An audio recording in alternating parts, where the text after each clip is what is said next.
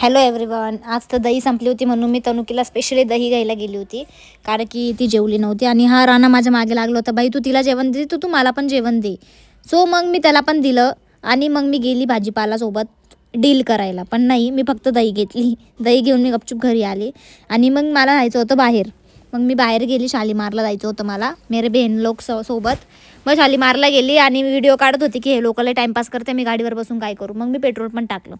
Petrol पण संपलं होतं म्हणून मी पेट्रोल टाकलं आणि मग मी त्या शॉपवर गेली. त्या शॉपचं खूप छान आहे, त्यांचं पण आवडलं मला. म्हणजे की त्यांचे जे ड्रेसिंगचे आहे ना, फॅशनेबल आहे सगळं, रिझनेबल रेटमध्ये देतात ते, असं काही नाही. मग आम्ही फ्रूट्स घेतले. फ्रूट्स घेतल्यानंतर मी मूनकडे बघितलं. आज खूप छान दिसत होतं, काय माहिती का. मग मी बघत होती, बाई हे लोक आवरतच नाही लवकर, नुसतं मला गाडीवर बसून देतात आणि स्वतः टाईमपास करतात. इतकं टाईमपास करतात की काय बोलू. आणि मी स्पेशली 3 जीन्स घेतले आणि हा टॉप घेतलेला आहे. असे तर 2 टॉप आहे, ह्या दोन अजून जीन्स आहे माझ्याकडे, तर त्या 2 जीन्स पण घेतलेल्या आहे मी. आणि खूप छान प्राईसमध्ये भेटलं. एक ही जी जीन्स आहे ना, आता मी परिधान केली आहे, ही जीन्स एकदम ऑसम आहे. कसं दाखवते हिला इथून, हे चैन आणि हे बघा अशी आहे.